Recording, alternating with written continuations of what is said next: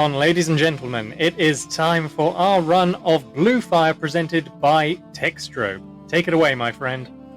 Yes, hello people. This is Blue Fire, an indie game that was developed and released around a year ago, and if you've ever seen this game, it's got heavy inspirations from games like Hollow Knight, Hat in Time, the Mario and Zelda series, and so on. Very, very fun action platformer that has a heavy amount of speed tech that's been found literally within like the first month of release. And it's been like that ever since, with very few optimizations since then, other than, just playing the run. So, yep, this is no major glitches, so we have kind of stated what a major glitch is considered, and with the amount of speed tech there's things that can allow the character you're playing to float, and any kind of floating is banned in this category. So that's kind of like how it's defined, essentially. So you won't see any floating, but you will see a bunch of other stuff at the very least. Alright, so I assume I can get started. So the leaderboard Absolutely. goes over there's an in-game speedrun timer that the leaderboard uses as its main timing method, but RTA obviously will be played by the timer on the screen, but in the top right of the game we'll have the speedrun timer. There's around a 25-ish minute difference just from like loads and cutscenes and whatnot. Sadly, we can't skip all of them, so it'll be very story heavy for most of the run, and I am not very familiar with the story since the game's release. Alright, good luck. Count us down when you are ready. Yeah. I haven't named a file ever doing a run, might as well. Sure, let's do that, I guess. Alright. And then as soon as I press A, time starts. So from 3, 2, 1, go. So right off the bat, I am going to break the game by skipping the intro cutscene because it is slow. It's like a minute cutscene of just, generic, this world that you're placed in is under attack of evil and so on.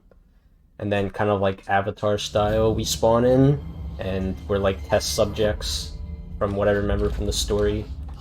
So now we go on a mission to find that evil and whatnot. So if you've ever seen this game before or played it, what I'm wearing right now, my cloak, may look completely like never seen before. This game is super moddable. So I have my own custom cloak that I made a while ago. So that's why that's there, as well as masks. Masks are moddable too in this game since your character's identity is hidden. So I have a Mennonite mask. So right off the bat, we're fighting enemies.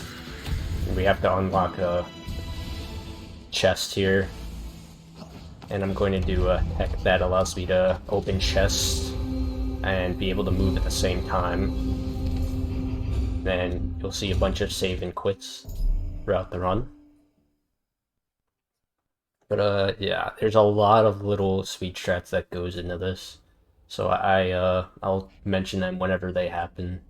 So from the start, before the save and quit here, I was doing a technique called a slash dash, where if I do a dash and then do a vertical slash in the air, it sends me to the ground quicker when after doing a dash. So that's used pretty much wherever I can. So here's one of the only few like skippable cutscenes. There was like just some lore. We meet a guy, and yeah, every other skippable cutscene is normally a panning cutscene of like an area or whatnot. So this is the main hard obstacle of the entire game, are called the voids. They are optional, and completing them allows you to gain an extra heart at the top left. This one, in this category, it is skippable in like previous patches and other categories, but this one's mandatory in this category. So just made an early cycle there, and I'm gonna do a little time save by ledge, we're having a little bit of the broken ledge there, so we gained a heart, and that's the only time we ever go into one of those voids. They are optional, and they're kind of like the hard part of the game. It's what people really enjoy completing, other than like the main storyline. So now we're going to get our first of 2 spirits, and normally this is supposed to be gotten with an ability later on, but we can just get it with a interesting kind of like momentum trick there. And speaking of momentum tricks, there's another one coming up. Instead of going around these crates to get up to the lever that's above me, I'm going to do something called a directed dash cancel, where I aim at an enemy and then I dash, and the frame after I had locked on him to start it, and then I unlock, and that allows me to skate a good amount of height so I can get up to that lever and save a few seconds. And just more slash dashes. Yeah, the fastest form of movement in this game are tap jumps, just pressing jump. I'm gonna enable the spirit. This spirit that I got is a double dash, so I can dash twice in the air whenever I want. Like right here, it's the first instance. I have to open up 2 levers to get up to the next area.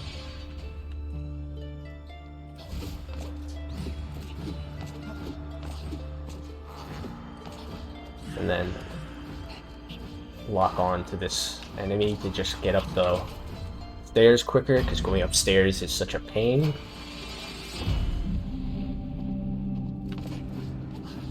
Oh, flip the ledge a little bit, and then another double dash here. Wait for that to open up, and here's a cutscene about lore, about, hey, we need you. You need to go kill these bad guys, okay? So, you know, just generic storyline.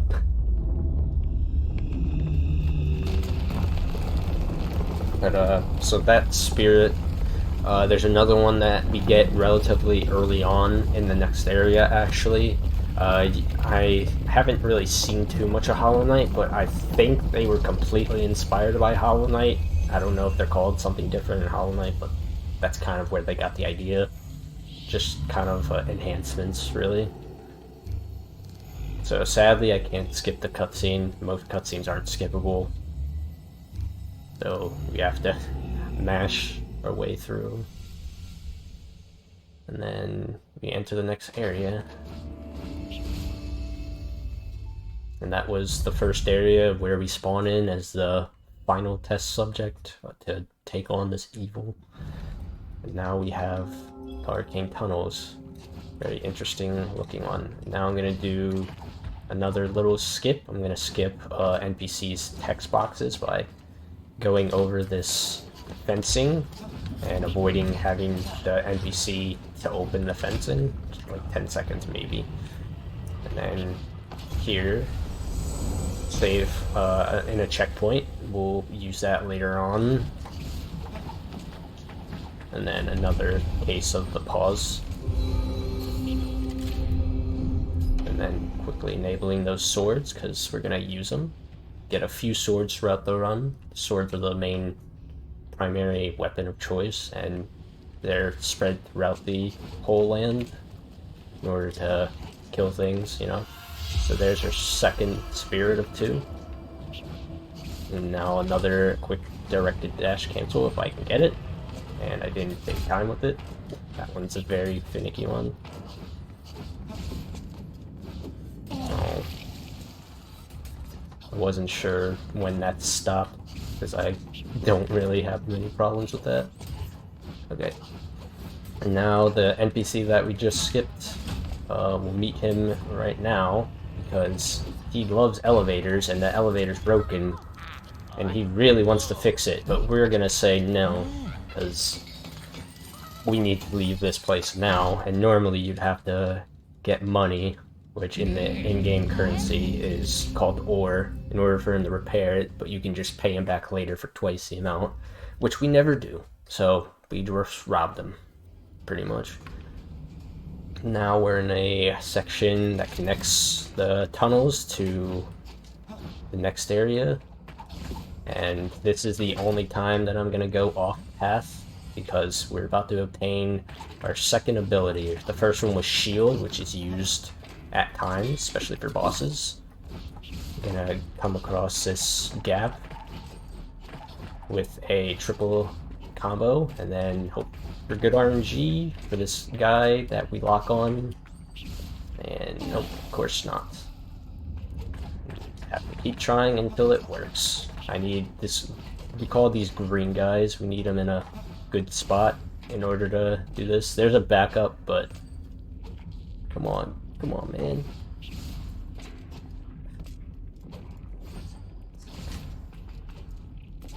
He's not moving at all. Wow, that sucks. Alright, I guess backup. So, the backup. If I can... Oh, that's terrible. I actually need those crates. Okay, well this is not going well. Okay, I don't know how I'm pressing that by accident. There we go. Well, that was terrible. Literally did not move at all. And I nearly killed my backup. So yeah, we're not supposed to come here at this area. They're supposed to have another ability to make it over the gap that I originally did, but you can just make it over with the combo, the triple combo with the sword slash, and then the double dash ability, which normally isn't supposed to be gotten so early, but since we got it really early, I mistimed that. Tried to do a combo to the chest to get the ability quicker. So this is the main ability that we will be using throughout the run. It's a spin attack, and it just gets us height and kills enemies a lot faster. So here's a ladder. I'm going to climb it really fast, and I'm going to do some really confusing movement. It's all like specific. I'm about to do a pause strat and move while this cutscene's going on.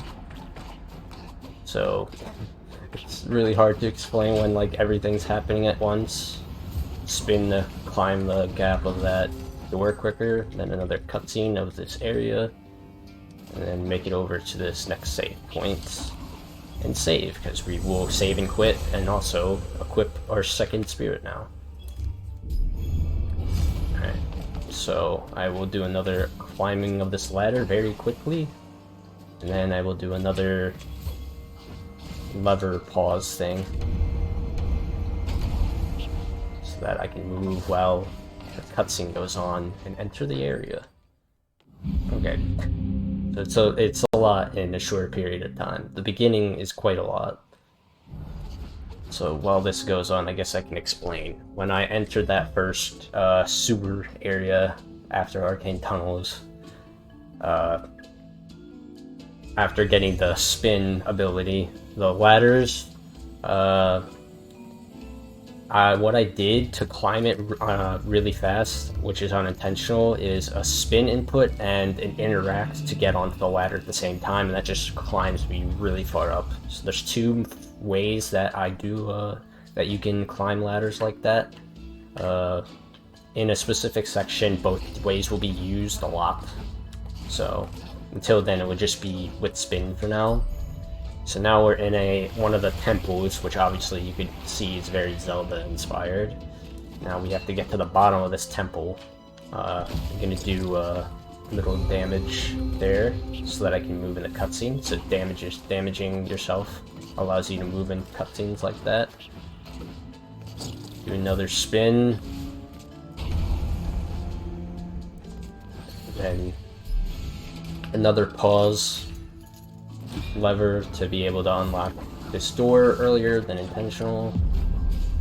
And then we have some required fights to get to our next section. So normally just spin, but oh that sucks. Wow, okay. That was terrible.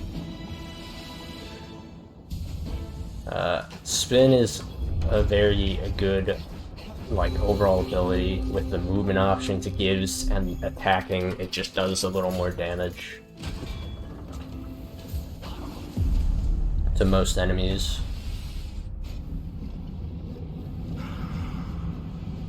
So here's a double kill, hopefully, with the spin. Well, didn't get a final hit on the left one. I just have to keep unlocking keys, keep doing... I missed the door. Keep doing these... The pause like strats are very heavy in this run. I didn't utilize them until I came back to this game around 3 months ago. Yeah. So right here, instead of waiting for the doors, I will charge a spin attack just to make it over the doors quicker. Now we are on the bottom level. We got a interesting section coming up. Charging up spin again, a little too early. And this is our first instance of a new technique that I just used to get up that lever called moon jumping. It's one of the few like primary movement strats that are used within this game. Skip a little bit of platforming. Get to this lever. So moon jumps basically is a triple input that allows me to climb walls faster and higher, but the downside is they use much more stamina. Okay, that was weird. So, while they have mostly upsides, there is the downside of that. You can at most do 4 of them on one wall.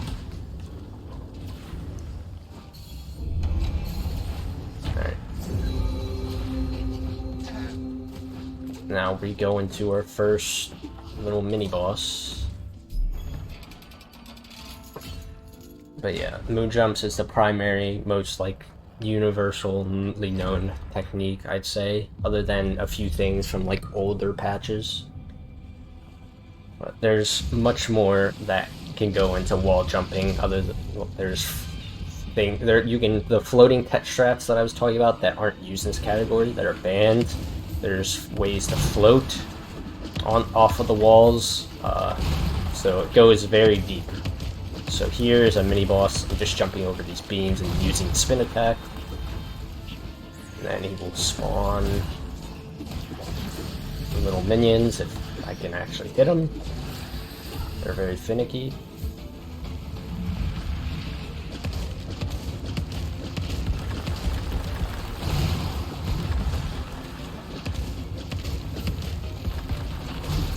That was like pretty bad RNG overall. So yeah, every boss spin will be very useful for. Just spin across the entire game is super useful. It's like a minute and a half of time lost to like go and get, but it saves like 40 seconds overall maybe. I don't know. I did timing super early into the game's life when it was like much more active than now. So another story cutscene. Just finished the temple, and now we have another task of similar deeds.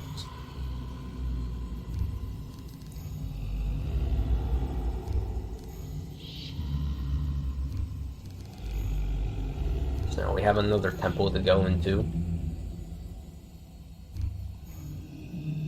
And the purpose for these ultimately is to just the way how progression is set up. It's keys to get from place to place. It's very linear. So here, instead of... I forgot, I have to move twice in the menu. Instead of going out of the temple, going to the next area, it's just to save time on the in-game time, though doing some of these loses a little bit of real time, but I'm not afraid of going under estimate anyway. So now we're back here, because that's our last spawn point. Moon jump up here. 3 moon jumps. And a double dash to get onto this steel bar. Into this tavern. Talk to this random guy. For a key. And then go into that area with said key. Very straightforward. Oh, I forgot to charge spin.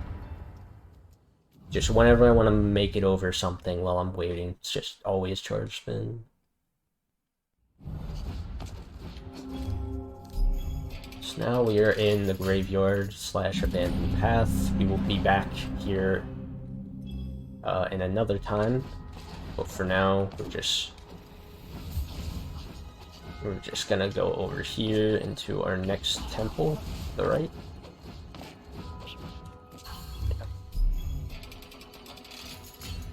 And this temple has somewhat of a unique history.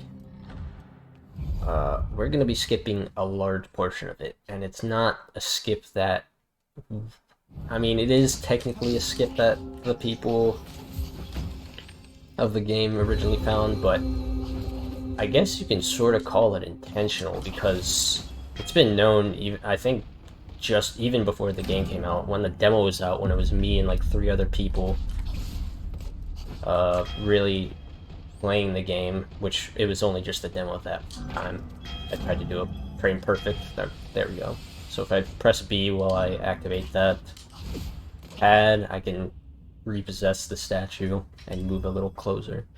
But yeah, I'll be skipping a large portion, and it's been found even casually by many people. It's a very simple skip, but the way that we do it in the run now is slightly different and faster. But there was a way that was previously done with a small wall ride, and the devs are kind enough to leave it in because they knew about it and they just never got rid of it, and I'm assuming they just kept it in because it just made the game a lot easier. Stop breaking the chest, me. I did not mean to do that. So I'm gonna go up here into the next section with the keys. Equip the swords that we just got.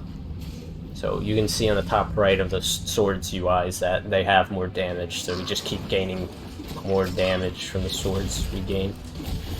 Do this room very quickly. Everyone is a double hit. The sword.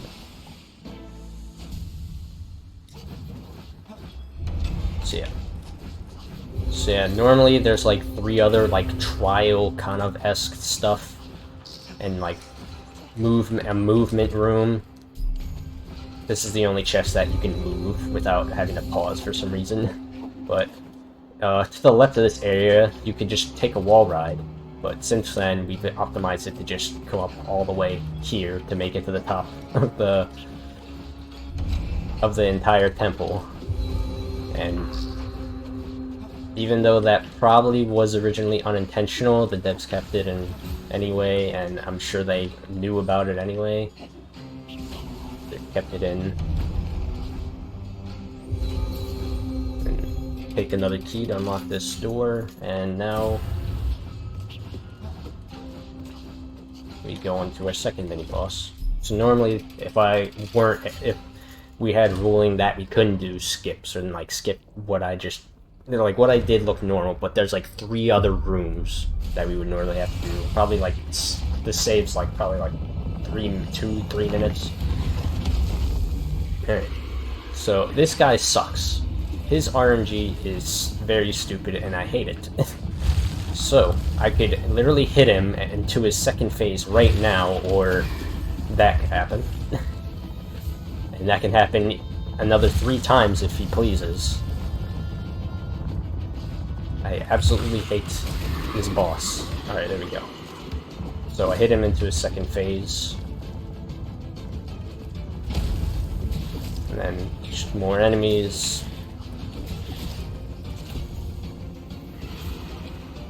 And then hopefully I can get this... Alright, 3 cycle is pretty decent. The best that I can kill him is a 2 cycle. But 3 cycle is still really good anyway. So another one of those gods that we will see. And this one actually gives us a little bit of backstory. But if you have quick eyes, you can read it. I mean, I don't really remember what much. There was like a war of some sort, and then this world that we're in just got casted over by evil entities. And yeah, and we're a test subject, I'm pretty sure. And like one of them, like test subject number, like 100, in the hundreds or thousands, and pretty much we just have to revive the gods or something.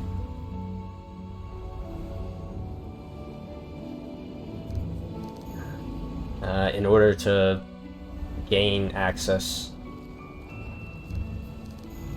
or not essentially gain access towards the end, but we do have another path that we have to take in order to actually access the end. So there's like there's evil afoot, really. And these two bosses that we just defeated were like the mini bosses. So now we're gonna be doing kind of like trial-esque type stuff in order to unlock the next few bosses, in order to unlock the final boss, really. So the world is overtaken by evil and shadows and whatever else. So now we have to go and do all the trials to unlock the next few bosses, and we'll get to them when they appear. So instead of save and quitting, which we used to do, but now we have to exit this area in order to get into the next area.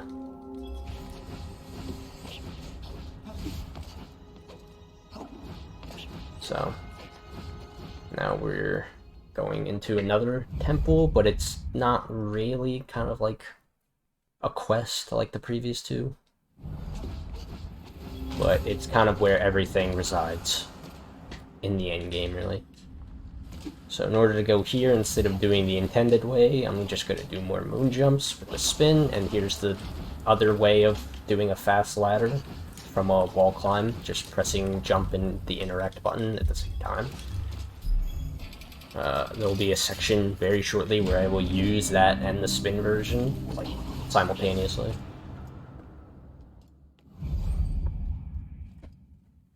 So now we are going to meet the guy that we skipped over in the first minute of the game. So this is Vaughn. He's been an ancestor of the war that was just mentioned or whatever. And he's just taking us step by step on how to defeat everything. So this is where the queen resides, in the room ahead of Vaughn here. He just kind of gives us the back story a little bit. So here he passes us a odd-looking stone. This is basically the ability that allows us to warp. So now we'll be able to use those checkpoints that I saved at to warp from one another, and there'll be a few instances of that where we have to, like, technically backtrack, but we can just warp and it kind of removes a ton of backtracking. So we get the warp stone, and now we can warp between areas, where if we picked up the statues, that allows us to warp. The fire shrines, I believe it's called. So here we start our first trial to unlock what's known as the Shadow Lords. They're 3 bosses that protect the queen, and once we defeat them, we can actually fight the queen, and they all have different kind of trials. So I'm gonna unlock the first trial, and you're gonna grab this rose, even though it's optional. Oh, I got the charge spin. Oops. It does come in handy later on for obtaining a sword. Do more moon jumps up this tower. Unlock that, and I will be obtaining that checkpoint shortly. It's just unoptimal to do so now.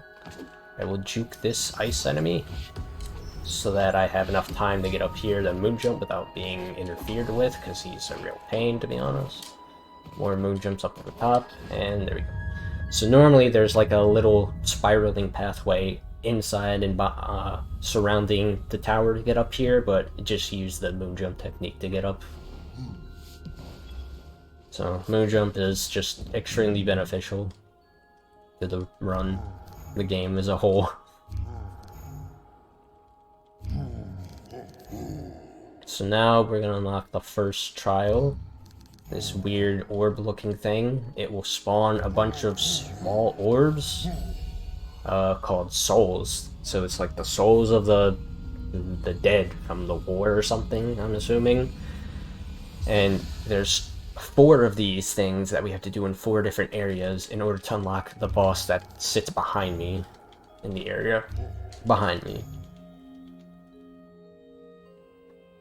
So now we go and activate it because we're going to start that. So now we got to do 4 of these soul fragment things that are spread throughout the area, and obviously there's a set route. So here, get this first one above this elevator, moon jump here, and that was like the only route change. They like changed a few placements of these souls within the last few patches. That was really the only one for this area. Hello to that guy. He's a part of the owner race, little boys.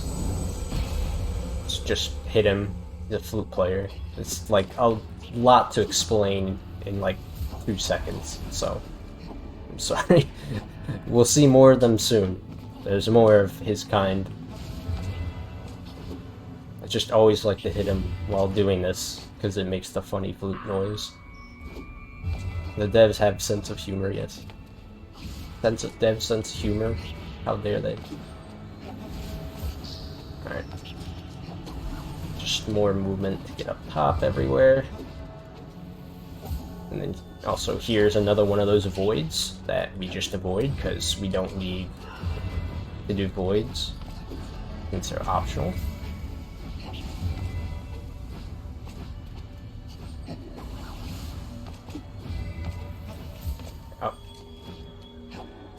And the last soul will be a pain, and that's 1 of 4 soul fragment sections. And now we're going to unlock the next trial, or activate, by going down into this elevator shaft. And we are going to light some torches, just like the fragments. There's 4 torches here that we have to light. And they're all, or 2 of them are in the same area, but the first 2 we get are in different areas. And just like with the previous trial, or that we just activated, we need all 4 of these to unlock the boss that is at very, like, the far away behind us. Normally, regular any percent, if you mean like any percent with everything possible that you can use, is under 10 minutes. It's played on a patch that has a strategy that was taken out shortly after. But the devs are very, very kind people, and they literally added a beta branch for that specific patch. So you can, if you're playing on PC, you can literally go to that patch to play the shortest category if you wanted to. Many of the categories are based all around patch and strategies. So, if you wanted to, you really could. So, there is a little more backstory. So, you just unlocked 1 of the 4 torches. That unlocks 1 of the 3 bosses, and there's 3 more to go. Now we're doing the second part of the soul fragment trial. And this section is very zigzaggy with the route, but it is the fastest route that we could find. So this is where I will be using a lot of spin fast ladder and then wall climb fast ladder. So see both a lot.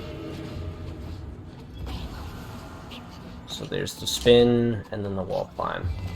both are frame perfect inputs. We actually do allow a thing called double binds where you can set 2 inputs to 1 button, but so many of them are really not that hard to do in my opinion, so I literally don't have any for this type of stuff, except for one thing that comes later on, because it's insanely hard to do it with the buttons that are required to be pressed.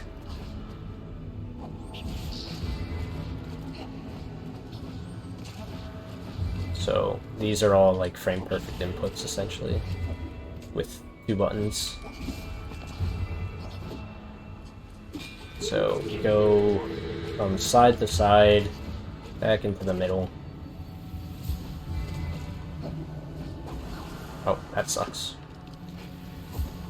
Wasn't a wall climbable spot there. Oh, that's the first time I missed that.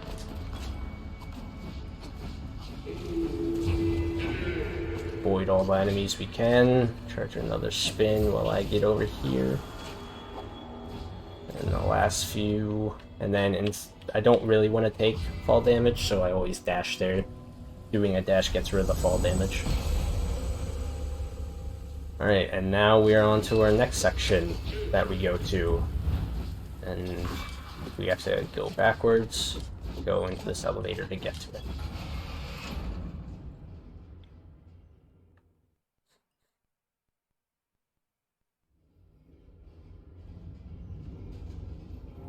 So this is the Firefall River, the river that's... oh, wow, okay. Oh my goodness, I've never had that happen.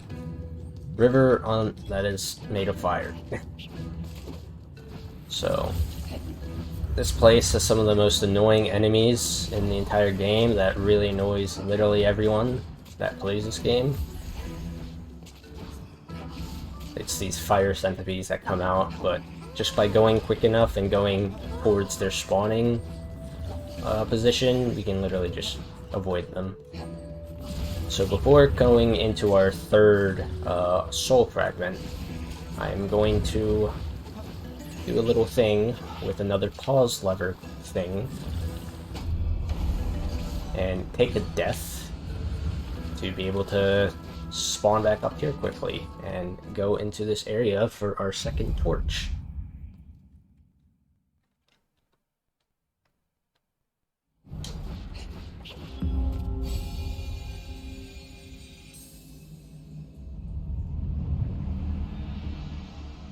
Alright, so then the last 2 are going to be actually obtained at the very end. So until then, this will not be seen for another probably half hour. We already did the second one. The second one was in that previous area with a bunch of letters.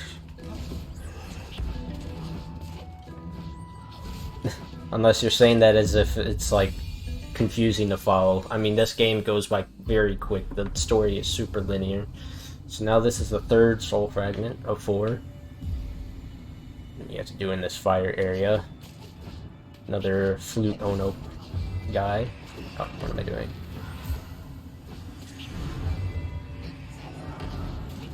Alright.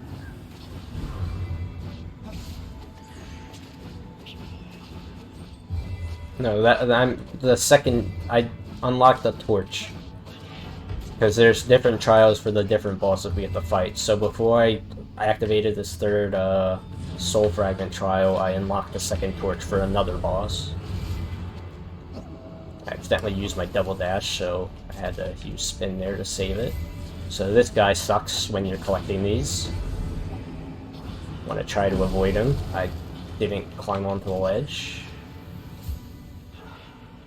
Alright, that's really not much of a problem. Just fall back down.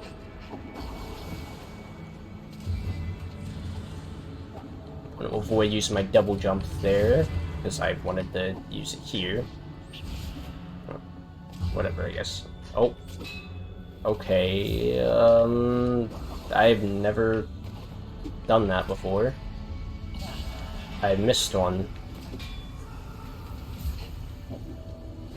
I've never missed one before.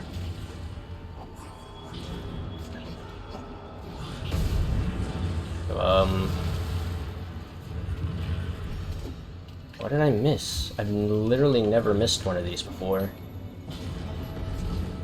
I got that.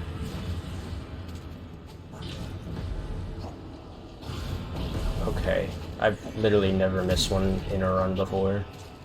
Are you kidding me? I missed the first one completely. Okay. Cool. I don't know how that happened. So there goes like 30 seconds.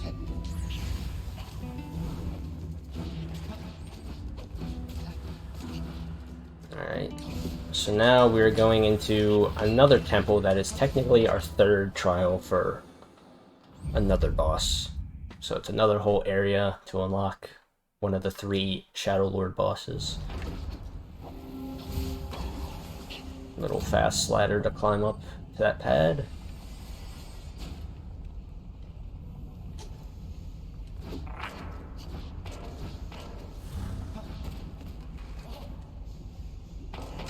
I got the charge spin.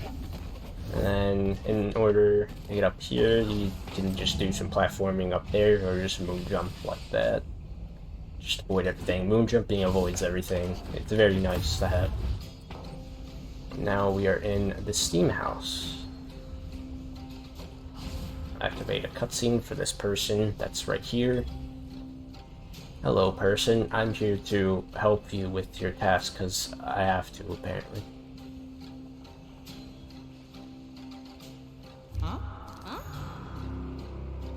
So, this person is a part of like the mechanics or whatnot of the war, or it had ancestors. I really don't remember much of the story at all. So here's another save point. So we'll be doing another save and quit shortly. Can this game stop doing that? Okay. So now we're going to complete this area, which is technically a trial, and instead of waiting for the cycles of the platforms at the bottom, I'm going to the top and skipping everything because I can. I thought I was falling off because weird movement. Okay. Go to the middle in case I die. I'll spawn back there instead of the beginning of this room.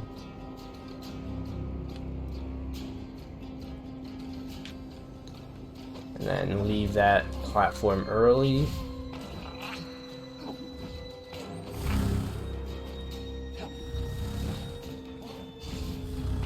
I always have an unnecessarily charged spin here, but it doesn't really matter that much. So we meet her sister here and get some swords that we have to use in order to activate these spoiler things. And right here is my one and only double bind that I use. So what I did there is I have a double bind for input that does the interact button as well as shield, and that just kind of pushes me away while activating this boiler. Nearly just died there. And what that did is there's 3 boilers total from the indicator. I just activated 2. I just ticked the checkbox twice for 1 boiler. So instead of going to the 3rd one, this is our 3rd one technically. So there's a 3rd boiler that we skip because of that. Saves a little bit. It's not really a major glitch. And that's all these swords will ever do. Another save quit.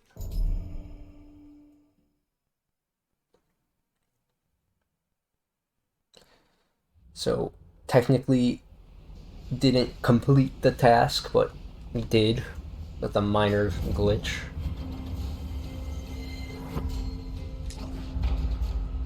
And now we go into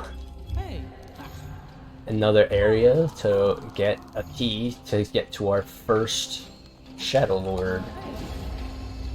And just as you saw before, the flute guy that I hit, well, this is where his kind resides. After the war, they've been hiding up here in Rust Village, and the rose that I just picked up a little while ago is actually going to be used for this guy to try to get a woman back. So hopefully he'll have great use with that rose. We'll see a little bit shortly, but that will give us a sword that we'll use for the rest of the run.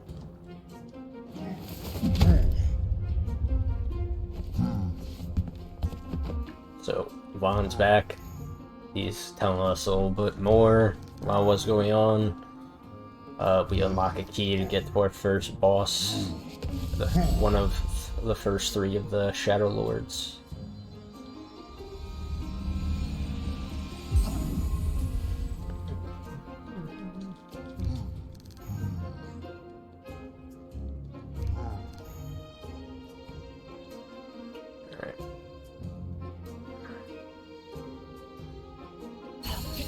Now, just wait for that text box. Go back up. I soft locked before, trying to save and quit before that text box showed up. That was probably like a year ago, and I'm just afraid it will happen now, even though I've never tested it since. So now we have to go back up, because in order to get the sword, we have to leave the area and come back. So we have to go back up for the swords. And let's see in the last minute what he has accomplished in life, I guess. From being just lonely and down in his own house, what has my man's accomplished? Oh, he's got the woman back, and they have a child in 1 minute. Impressive. Alright, so that's the last sword we obtain of the run. It does the second most amount of damage in the game, technically third. The first one is within the DLC. But we're playing complete base game, so technically second, but also technically third. Is there a brief moment to talk about incentives? Sure thing. Actually, good timing. Right. Because we have one coming up, not for the next run, but for the one after, for Tunic. That's to decide the color of the fox. There's a wide range of options, from teal to blue to purple to pink to red to black, all over the colors. So get your money in if you are keen to see a certain shade. Currently dark blue is in the lead with $10, but it is far from insurmountable. Thank you very much. Carry on. Do pink, it's always superior. Quite.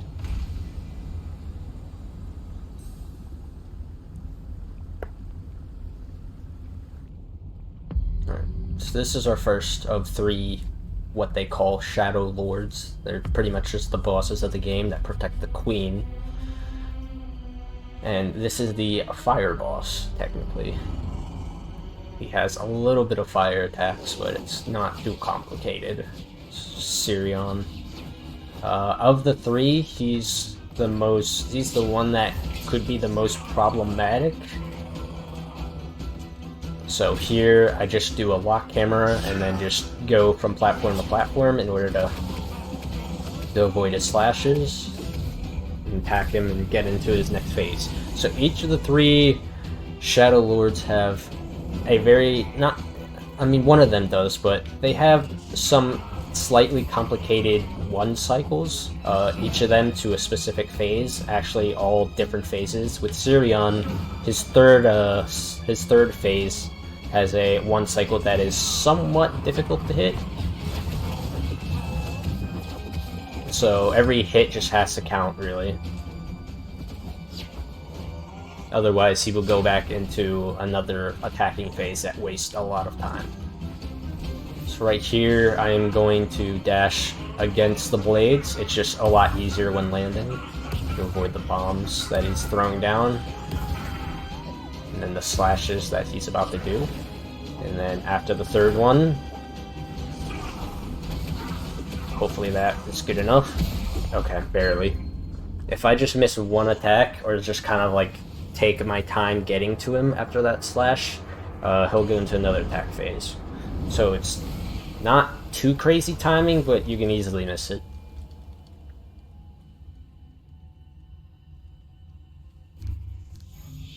Yeah, it's not the most complicated 1 cycle, but it is a difficult one at times. And that is definitely the most problematic boss, other than the final one, obviously. for most people in the speedrun, the final boss is really not that bad other than terrible RNG. So, yeah, that was kind of the most problematic boss. Can just go bad if you get hit once, and we just get a little sidetracked. So here's the door to enter the final area, and we have one of 3 bosses defeated. My left button is not good on this controller. I have to press down kind of hard to actually move. So that's why it may look like it's a little slow in the menuing. Alright, so now we are going to finish off the Soul Fragment trial and warp back to the first area, which is where the getting that checkpoint at the very beginning of the run is very useful. Also to actually equip the Double Dash Spirit. Now we go back to unlock the Soul Fragments. Do another spin lever, and then activate the last one. I believe this route had the most changed about it than the other 3 over time. I remember when we didn't have to go back here at all, but now we have to for plenty of these Soul Fragments. They just utilize the whole first area now, which makes sense.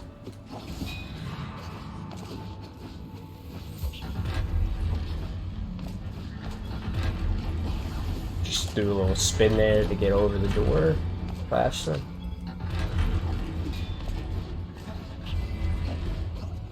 Back into the original room where we started as a test subject.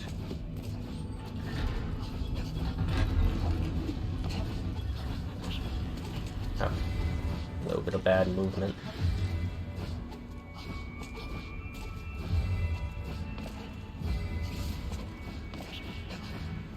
And back down here for the last one.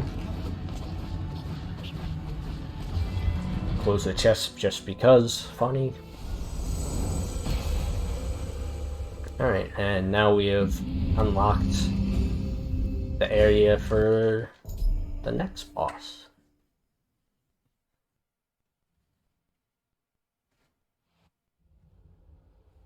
So essentially the format of the game is really just the beginning is a little hard. You do tasks to get keys to unlock areas, and then that second half is just like pure boss rush. Pretty much.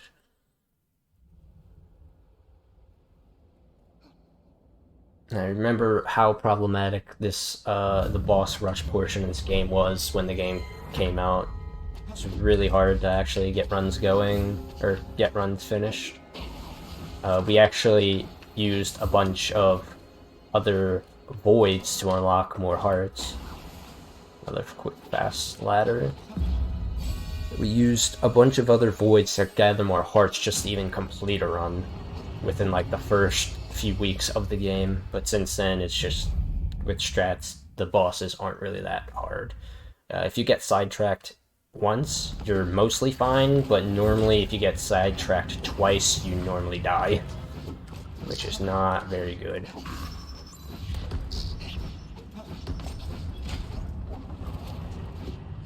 So now we're on our way to our second Shadow Lord boss.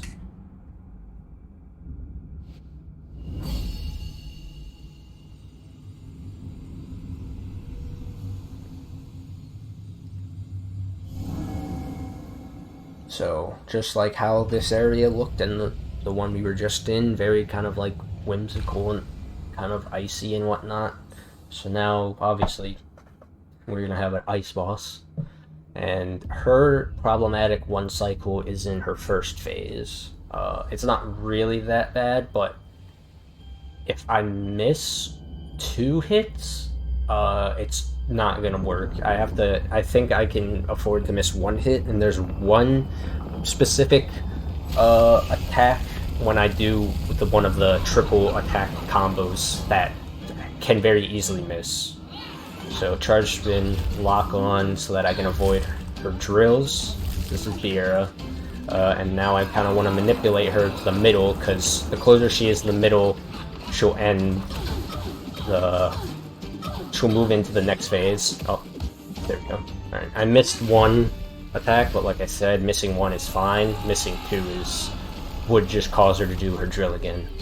So now, before she goes into a defensive state, we can actually attack her for some reason. So, do a little bit of extra damage. Normally 4 is the most I can get, which I just did. Charge her spin, and then hit her again. And this one, she goes into her bubble much quicker. And if I'm lucky, I can get at least 2 hits on her, but I got only 1, sadly. So getting this one cycle might be a little hard.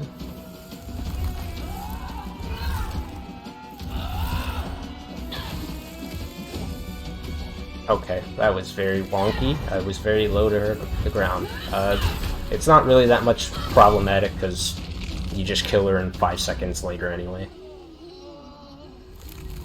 But yeah. Over time, she has had such a weird hitbox that sometimes I'm just underneath her and just can't really attack her hitbox because of it. She's had the worst hitbox of like any boss. So I kind of just got caught under it. Which, it's not that hard to avoid, it's just the positioning. And also the height I was when I started attacking, which is not good. That's not too much of a problematic one cycle to attempt, mainly because, like I said, like 5 seconds later, just kill her anyways. So that was the second of 3 Shadow Lords to unlock the Queen, and now we're going to go back to the torches, finally, in the last area, to unlock the 3rd Shadow Lord boss.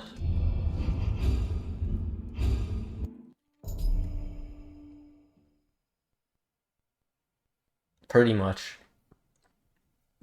Even though, like, it's a boss rush kind of Dark Souls-y type second half, I'd say the first half is a lot harder. It's got a lot more technicality.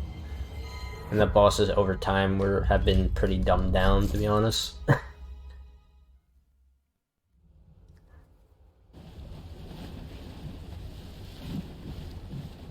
Alright, so now we're back into the tunnels where the last 2 torches reside.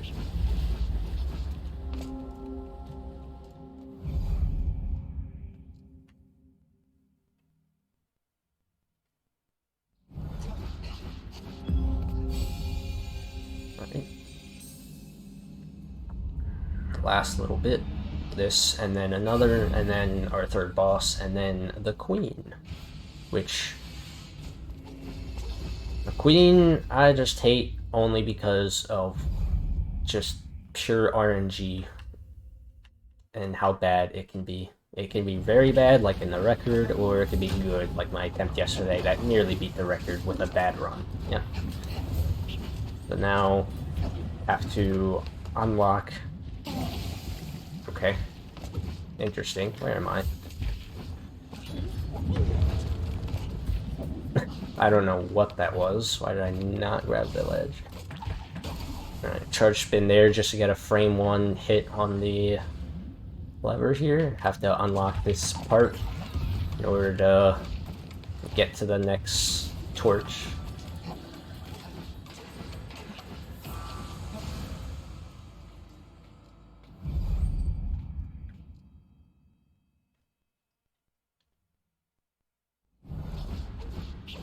Alright, and that's it. And that's pretty much all the trials done. Now we just defeat the 3rd Shadow Lord into the final boss.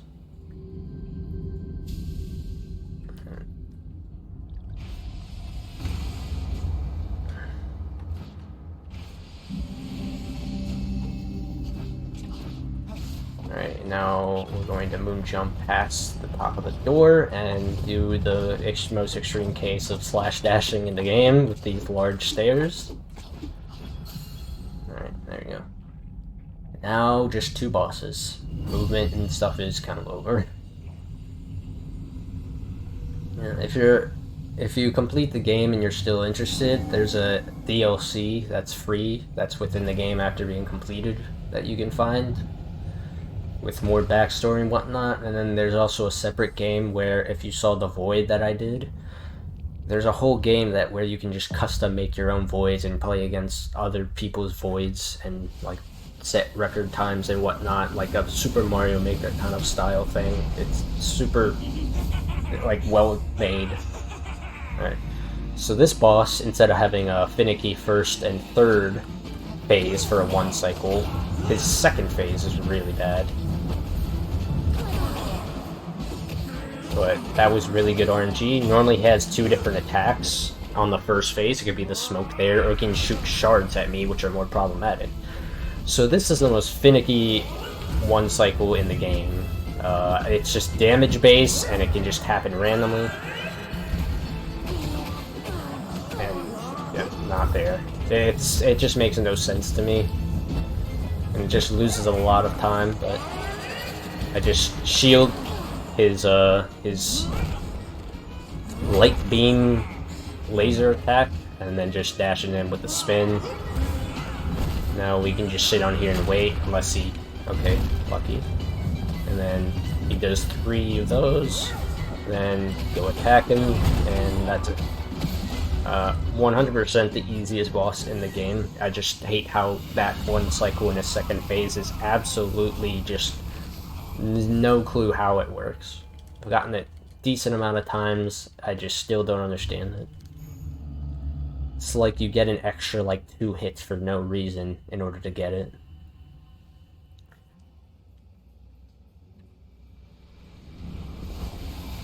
Alright, so now we have just the queen. Alright, sadly, no record, because I lost multiple like seconds to a few places. This can still be 36 in-game time, which would translate to probably a 103, like maybe a mid 103 RTA, roughly. I don't know the actual real time, but it should be decently underestimate. The only way that it will go over is if I die in like one of the last few phases of the final boss. Yeah, this is straightforward now. The only really painful thing about the queen is her RNG. Need a decent amount of good RNG to actually make the cycles that I want.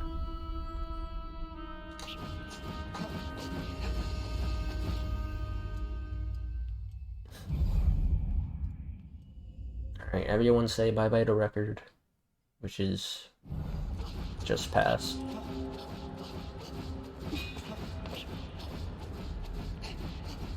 Alright, so now we are in the area of the queen, where the evil resides. And now we have awoken her after defeating her 3 minions. And now we will demolish her, hopefully, with a decent amount of good RNG, maybe.